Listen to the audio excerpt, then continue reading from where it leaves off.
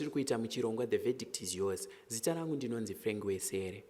Ichi chirongwa tinokupai kuti muone madzishe kana kuti madzimambo vachiyananisa mhuri dzinenge dzichipokana. Mumazuva mashoma apfuura takashanyira Chief MAKONI avo vatakawana vaine nyaya yemurume aidzinga amai vake pamunda. Ngatipindei mudare tinzwe kuti murume uyu nyaya yake yakambofamba sei kusvika vazosvitsana kumatare. Fikai gopiria ndiwe Fikai Ana ndini changamire nyaya iri pamberi penyu. Nyaya ndeyekutora munda wangu negadheni yanembo dzako chitupa nemari yedare. Ari kutaura izvozvo ndiFikai Gopiria achitaura kuna Fikai Ana. Amuswana munhu umwe chete. Ukama nyawamira sei ndozungwa chandi. Ndinainina mai wangu. Nyaya yakamira yakadai zvishe. Mambo. Sorry, mambo. Ndiregererei mambo. Manyorero anogona kuti akazokanganiswa pakunzi kutora munda. Ini ndiri kuklema ndima yangu yababa wangu yeyadhi yangu. Semunhu ndisisiripo ndoda kusiya muzukuru wangu. Ndochititsanangurirei mamiriro yazvakaita. Mai awa ndiri kuti mai awa inyaya yekudari zvekuti mai inhaka inosiyiwa mumusha ndiwo wamai wangu. Mai wangu wakapfuura. Asi mai awa wauya kumusha medu masekuru wangu 1976 inana tochijaya ndiri muma36. Saka ukoshwa hwomusha Changamire ndinoziva handinapo ndinopota kuseri kwechigunwe. Sekuru kare wachiti chigara unoziva kuti hatisisina ndima dzakakura tatatorerwa nevapambe pfumi. Saka madzisekuru aiti ndima yawari nayo waipa kutonga wachipa wakwere ndima dzavo. Saka ndio zvakaitika kuti sekuru wangu aine wakomana watatu wareva nababa wangu.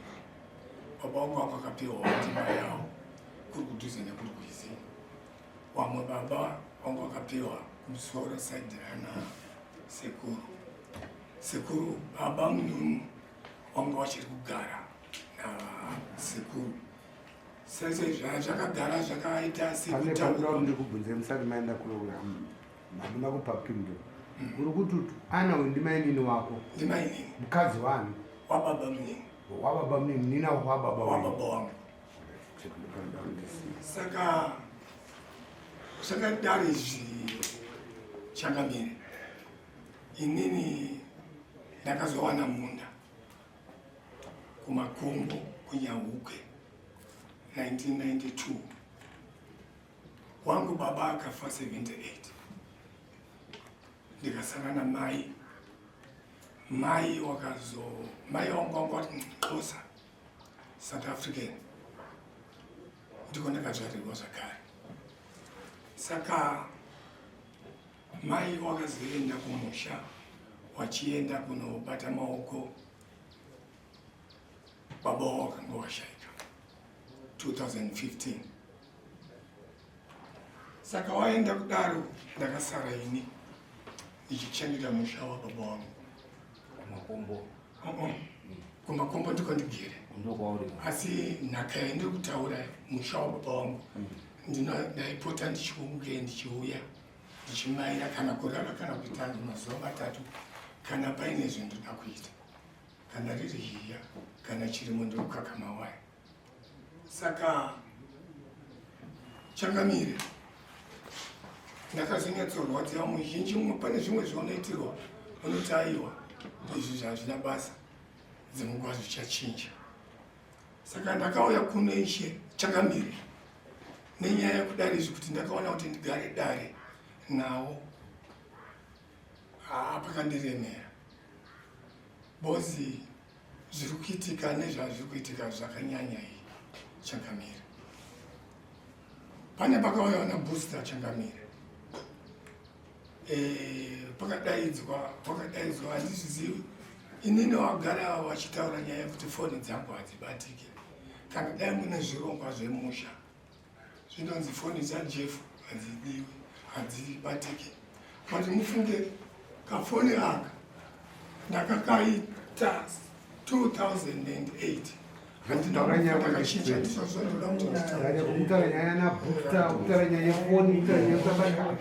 saka nyaya ipapa ndeyekudai kuchema kodani ndipita. Inini ndiri kuda kuti muyadhi mangu sekuru wakanga wakapiwa ndima kekuisa magadheni nekuti wawanawo nyore kutora mvura murwizi nekandima kekuisa chikwere chehuku kuyadhi kwababa wangu. Saka inini ndiri kuona ndakuisa muzukuru wangu mai zvauri kundiitira zvakanyanya. Musuna papa wakanga waine mombe dzawo dzeumai wakasungira mombe pamubanana. Mubanana iwo ukapera kuturutu. Ndakazoti ndauya ini ndakaona ini makazara mune mirwi yendoyo. Ndikawabvunza ini hawana kuda kunyatsonditsanangurira. Musuna ndakaona mbudzi ndo yembudzi yakazara muvharanda. Rega tinzwisise nyaya yako. Iwewe sekuru wako wakanga aine mushandi. Sekuru wako zvawakanga aine musha uyu, iwewe ndokubva waenda kumakombo. Akaenda kumakombo. Baba wako kubva waenda kumakombo. Aiwa baba wakanga wafa. Ndimande hakuna baba. Jadi sekuru wako wakanga aine musha. Handiti. Baba wako kubva waenda kumakombo. Baba wakanga wafa makombo amuka baba wako wafa ndini akaenda kumakombo. Baba wako wafa 1978. Yes. Wakafa 1978. Pawakafa uyu wakangorugara papi? Ndaigara pamusha pasekuru wako apa? Mama baba wangu sekuru wangu wakumusoro yadhi ngeimwe asi yakapatsanurwa ndima. Iwewe waenda mumakombo wabva wasiya pamusha? Ndakasiya mai wari pamusha. Mai wako wababa. Mai wako. Mai wako kubva wafa? Ndini ndasara ndiripo. Pamusha pasara painani? Ndini ndasara ndiripo. Haungaiti parupairika kuti kumakombo nepamusha?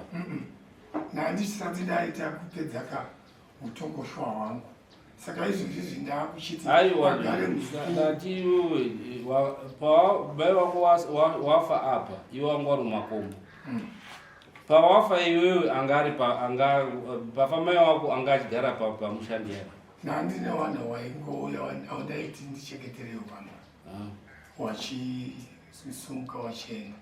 Vanhu ava waitaura kunani? Ndini ndaitaura navo. Iwe uri kumakombo? Ndini ndakange ndawapaka pamusha kamusha wasara unde uyu musha wasara. Pane vanhu vairi varipo vari kurarama, mai wako namai nini? Handiti. Asi vane ndima dzavo. Uri kumakombo. Mai wako wazofa wawakasiya wachengetesa mushandi yake. Mai wako wafa akasara achichengeta musha wako ndiani? Ndiwo mai. Ndiwo mai. Wachiona vanhu vandinenge ndaisapo. Ndiwo mai vaiona vanhu vavaisapo? Yes. Ndo patati jekezerwe alright. Chipindurai hanzi musha wangu. Norisunudza izi ana. Okay. Ini ndakasvika pafika 74 tezvaranga mbuya vachipo semataura aita kuti taichekerwa ndima. Ndakachekerwa wakati chibva ndarima wakati kusvika nhasi ndakurwara. Mhuri yangu yese ndakaichengeta ndichiri magadheni raakuti nhasi ndezvababa vangu namai vangu. Ndarima ndakagara zvakanaka, yachina kumakombo achidzoka mune zvakanaka. Handizivi kuti chakazoya chii, kana kusungisa kwaandiita ndichiya kunokuma zvandishisa kuti kuno kutanga ndimhangarira kwamambo akamboya ere achitaura kuti kandimakaika makapuwa nasekuru kari divi rekwamai vangu chindipai. Hapana, ini hana kutaura nini. Chero muzukuru waari kutaura kundoda kusiya muzukuru. Muzukuru ye kungona kuti mvemve handitauri naye handizi. Ima kutaura nhau yegadheni ava vari kutaura nhau yemunda. Hapana munda. Munda yese yababa wake akataura kuti minda yababa wangu handisini. Kuzinto baba wangu akatengesa minda yababa wake yese. Handina panoti munda paati banana akariwa rikapera. Banana ya gadheni kwangu gadheni. Igomba. Igomba remara. Mugomba remara. Mabanana yawo ndamu. Anoti ng'ombe dzakarira. Musi wakaya akandibvunza akati mainini ari uko indikumba kwangu. Ko zvaranda rangu rakazara ndowe dzemuti. Ndikamuti aiwa watatenda ungabvunza ndowe muti chirimo. Inini ngaona here mudzi dzinopinda iri kutaura irunoti hanzi munda wako uripo, ndo zvari kutaura, asi kuti wakatengesa minda yako. Changamire inini kuti ndizonge ndakavabvunza nenyaya yembudzi. Aiwa, ndipindure munda mubvunzo. Tati avari kuti minda yako yese yanga iripo, asi wakatengesa minda yako. Handina kutengesa, ndakapa mukoma wangu Nyabadza. Saka inini zviri kundinetsa ngezvekudai. Iwe uri kutika nyaya nhau yemunda, iwe vari kunoti pamunda handina nyaya naye nekuti minda yake yese wedza wakapa wakatengesa. Inini ndikutaura nyaya yeyadichakamira. Apo ndigere paigara mai vangu nababa vangu. Iyadi. Ndiwe vari kutika ameno mandidziwo here. Haichangamiri. Vari kuti mai vari kuti uyu minda yake iripo, asi iye uyu ndiye akazotengesa ega. Zvaari kupupurawo iye kuti akapa kuna Nyabadza.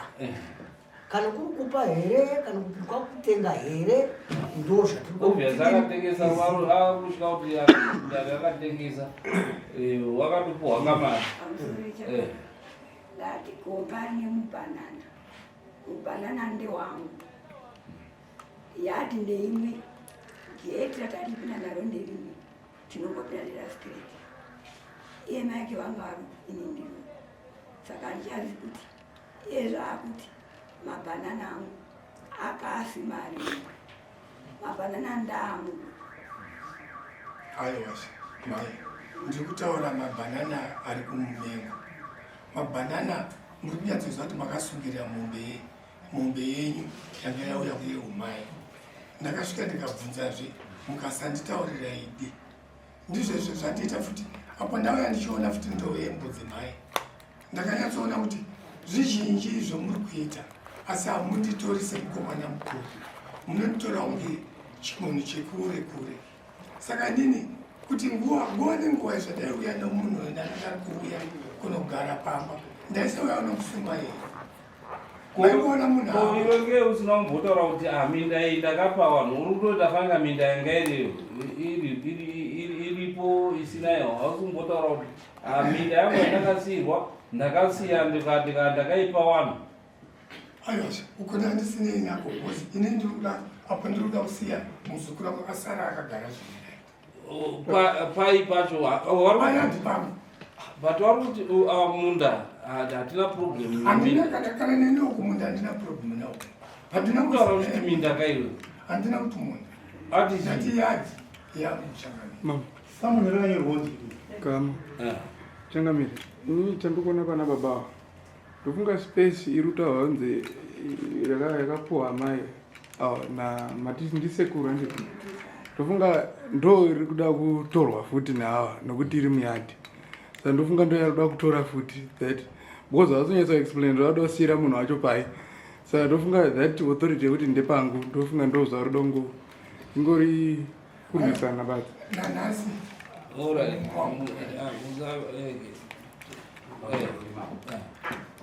I think nejekeso mambo ndima iri kutaurwa zvinoita ngezvinhu zvekupoterera gadheni riripo isusu taitopfuura tichienda pana mukoma pane gadheni riripo rawakapanana kumazuva iwe watorwa namai poita kamwe kapisi mukoma wakatengesera munhu pamba ndo nyaya wasuda kujekesa uri kunzwa iri mambo saka mukoma watengesera munhu uye akunetsa kuti vanhu vari kupfuura nepanapa vachienda pakagadheni iwe wakanditi hapana munhu aripo toda kuti kana ndakuisa waya yangu ite straight munda akatengesera maikinyabadza yese iri 4 uri kunzwa mambo iminda yana sekuru haisi minda yedu isusu nekuti tese timuwane iminda yana sekuru akatengesa yese even kuona maikinyabadza ari kutaurira mapepa zvese zvirimo ezvine zvakatengesera munhu ane mota iri panze iyo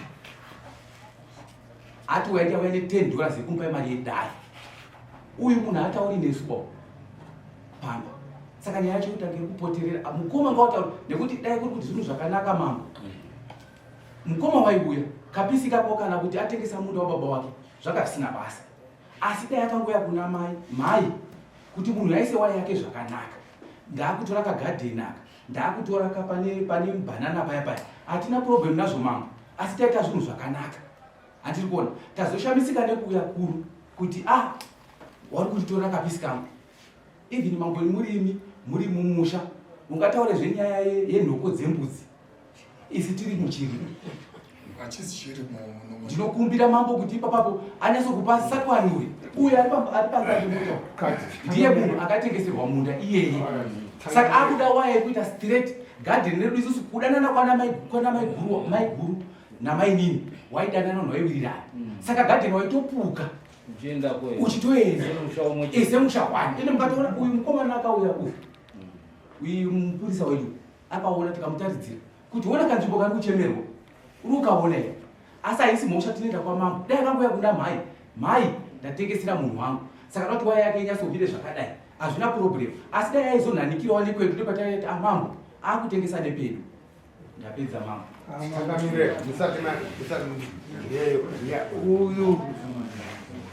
uyu murume uyu kubva achitakautaura nyaya yake kana mukatatakana pandanyora padikidi ndrutoshaya zveunyora nenyaya kuti haasi kubuda pachena bhozi akati ndakaenda kumakombo ndakavata side ndida zvinhu zvamayangu chokwadi inyaya dzonaya muno mudare wanu ipaya ndiri kusipa nyabadza wazhinji makatengesera nyabadza munhu 1 minda maitenga nema$1,000 aitenga nema$1,000 bhozi yagrowth point status kana muchizviziva saka iwo wadzoka futi rwepiri kutengesa futi kakanga kasara kari padhuzewo nanamainino watengesera futi munhu ngori chokwadi iwo haugariko wakugara kumaminda mirefu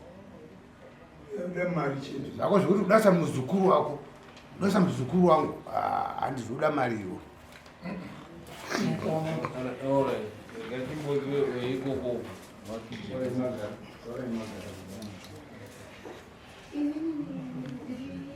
mbuya asi zvanditi ndoda kutaramira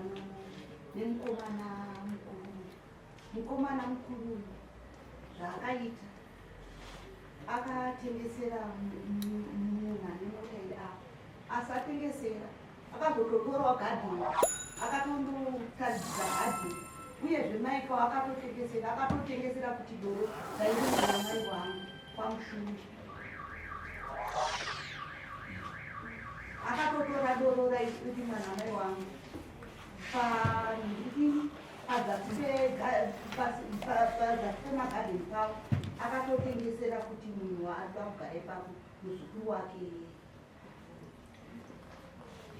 Mukama iyo nyaya yakadai zvaitengeswa nemuchinda akagarapo zvasekuru baba akabereka madzibaba ani awo iwawa kusanganisira murume wamai avo, right? Ndo zvaatengesa okay, atengesa chibaenda kuminda mirefu ndikwari besiti ndikwari kutera ndokwari kugara ndokwari kuraramira. Kwakuchiona kuti handisi kuguta kwakudzoka fu nembayo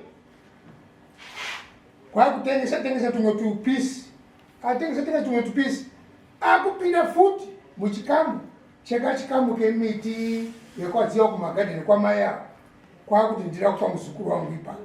Maonero angu changamiri ngeyekuti mukomana anga abva agara ari kuminda murefu kwaari ngasiyane nezviro zviri pamari kuti kwakaanako kwakazvikwanira. Mai awasinoke kugara nemhuri iripo pamba pautiyo pawewo. Ashamiri kutsigerane zvitaura zvinotaura kuti baba fanika kutsingeni mhuri yavo ngozi kudai kwangu semunhu awana imwe nzvimbo yakatenga munhu kudai zvibaba aingosiyawo kuti wasari wanogara wakanaka but ari sewanenyina but ari kubva zvinotsingi mukati sekunge asasari kucheuka futi zvakari mashure kavachangamiri pano rundu yapohwa nababa wanyatsotsanangudza kuti panga pari pana pasekuru bawatanga sekuru watoradza kuti wanga wane mwoyo wakadi wakanaka nekuti kandima kaduku asi watotanga kudimbura zvino wana baba vese hakusina wakadimburwa ndo wato baba kana ndakatarisa babawo ndo wakuchitira utsinye wana wavo vese wanin'ina wakuchitira utsinye kuti wataramuke watosuduruke ndipambe zvinhu zvese zviite zvangu asi iye ane kwake. Changamire pane chinhu chimwe chete. Uyu akatengesa minda yese iri mitatu sekutsakudzatwa muno kuna Nyabadza. Kangusara kayadhi ikako. Wanhu iwawo vanondogara pakayadhi ikako vanenge vachirima kupi kuti wararame kumushaka. Anenge achirima.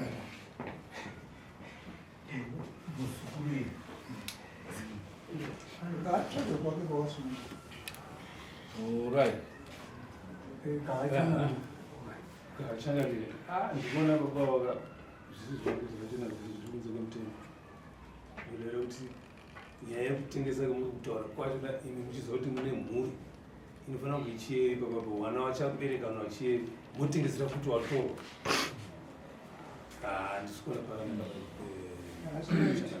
pamusoro paipo kuchangamiri wakunga murendi bharo anongoona akangoona piece of land odaidzai kuti ndiri pano weni mutore chini zvinova ndo zviri kurambiwa nehurumende kuti usaitemarendi bharo. Right.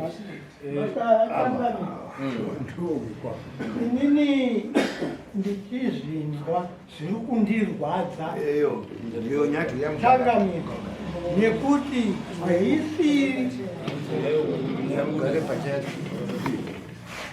haisiri nzvimbo yenge yakafanirwa kuti kana takuti endai muno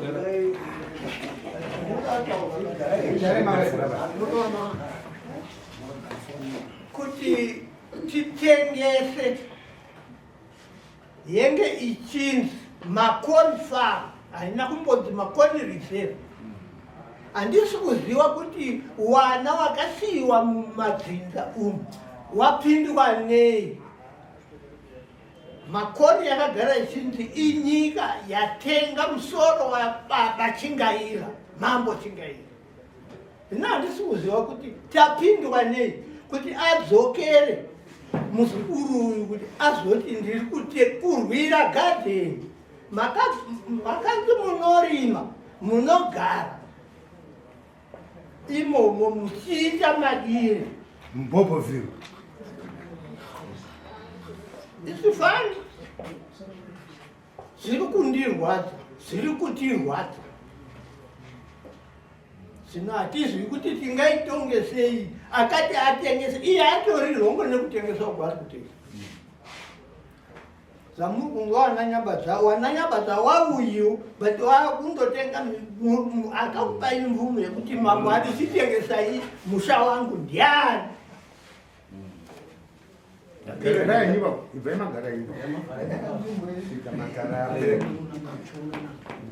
ndo pane mubvunzo ipapo kuti chekutanga wakandotengesera munda wemhuri kumutoro, mhuri iripo kuti iseenzese munda iwoyo, nekuti munda uyu hauna kutangwa nababa wako kaiwe. Right, toenda panhaka. Mutemo wenhaka unotaura iyo kuti right, sekuru wako vanhu vanobenefita nhaka iyoyo ndiwo werudzi rwanamai wako avo wachiri wapenyu nana baba wako.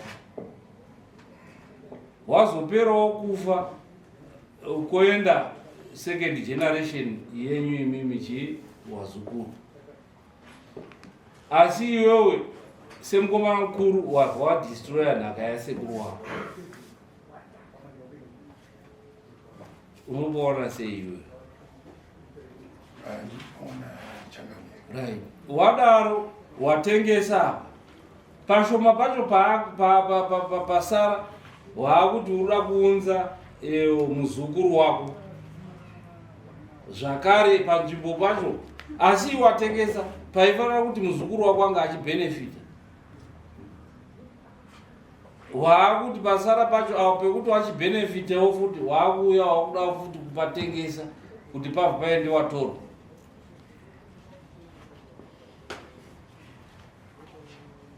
Unopaona sei iwewe? Ndapana kutsarukana. Destroyer. Destroyer. Kuparada zvinhu zvemusha. Unopabvuma ka?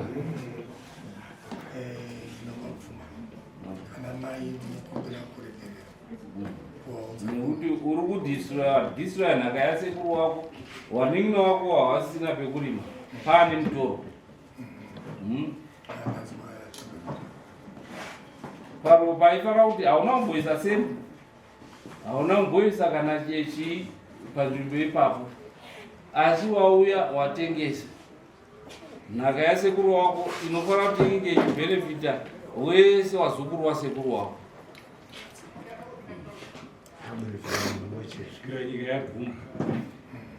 Futi kati tinoona chakami ari kumangarira mai wasarapo iye asipo akuda kuvatorera zvekuti musarime mabhanana kuti mabhanana ndeako kuti atengese iwe usingagaripo. Saka unewaning'ina wako munozogarisana mushe kana kuti mabva watogura ukama. Ndinoda kuti meno nditiwanira titange zvinyowani tichienda pamberi. Kana tichitaura zvinanyabadza totaura todzora zviro tifambe hanzi i-growth way. Saka nyaba dzakaona kuti vanhu ipapapa vazhinji vacho munofanira mhamba stereki. Ari kukutengerai mhamba, achikutengerai chii, achitora chii midland, so that parosara pake pese mozoona manje akuisa mastendi aburisana namai wako wachiri wapenyu ndimai wako newaning'ina wako hapachisina, asi inhaka yamakasirwa nasekuru. Saka sekuru wako unoti kwavari vanonga vachiti chiine wewe chisu chwanhu chedu toti munhu haafi. Kama lazi zvizo maini mwaitsanangura wanyatsotsanangura wati zviri kundishamisa tauya kumwe kumatatu. Dai akanga auya kumba achitaura nyaya yake kuti maenda fungwa kuti kapisi kaya kaimbori mwana mai kaya kamaifambidzana kaya dai munhu yaenda kufamba nepapo wandapa dai takataurirana vasina kusvika kuno kumatatu. Saka munhu hatoone udyire kuti aona kuti wataurirana yako kumba hazviiti chirega ndiende kwamamba kumwe ndokwandogona kubudirira asi nyaya inongozvitonga yega atisokuziva kuti pane zvine ishe wavo ndiani sabhuku wavo ndiani ingadai vanhuwo wauya nawo ishe wavo ndi foreign sabhuku wenyu ndiani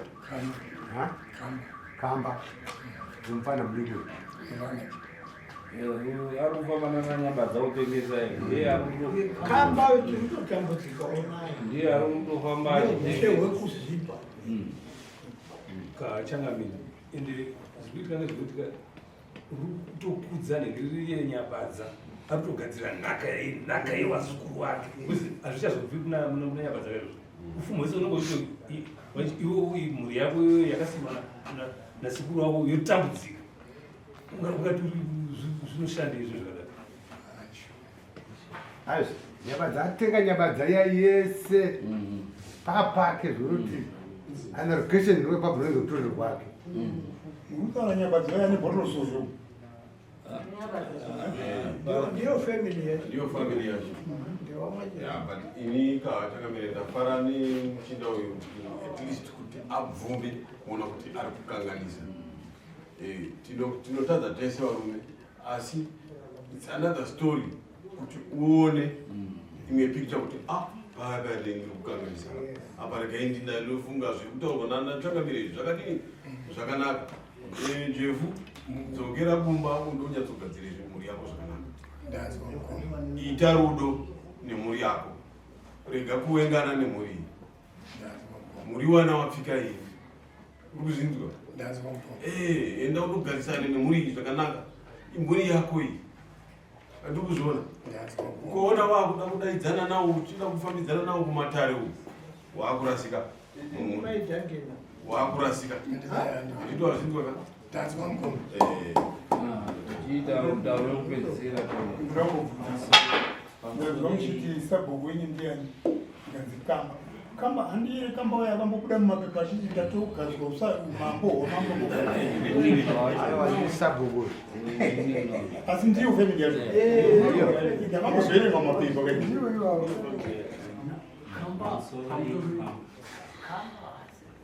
ndakubvunza kuti inini ndiri madzikoma angu akavakirwa saka muzukuru uyu wavakapa haatombozikanwa mufemiri zvidiro kupi michero yakasimwana nasekuru mumangu nelemoni kana ndaakudawo kuzoenda kundotema havatitandanise kuti vaimwana vapuwa munhu ndo zvataramba abvuma akati aiwa zvanga zvaitika ndinozvidzora kuita rivhesi bcause hakuna munhu asikatadzi kuuya kuno kuda kuti tipapiwe njere kana kufamba ndatovhurwawo pfungwa tiri kunzwisana saka zviro zvese zvinoda kuwa kuti tifambe ndima kuti iite zvakanaka takabatana tichinzwerana ndochikumbirawo kuti muzive kuti handina kuenda kumakombo musiri neni murikowo zvakare ndinokudaenda maigara muchiuya saka zviripo ngezvekuti ngatiwe tinoti zvese zviri kuitikaka tisawe tinotsaurana bcause inini kana mukada kuti mudare hazvina zvezvichabatsira pakatopinda kakukanganisika asi kanogadziriswa I think renyu rapera mune zvakanaka muchisimuka moenda samukoma tamuonesa kuti nhaka yasekuru wenyu kana akakwekaya hapana kwaari kuenda nekuti chivanhu chedu isusu tinoziva kuti wakafa wapenyu vanenge vachiona saka kana dai ari yaakatenga atengesa nhaka iyo hapava pasina basa asi kuti nhaka yasekuru yakasiyirwa imimi mhuri akadaidza sekuru wenyu akadaidza mhuri yake yese uyai ndakupapa saka mweya iwondo watinotarisira kuti unoramba uchidi uchienda mberi saka tosimuka tende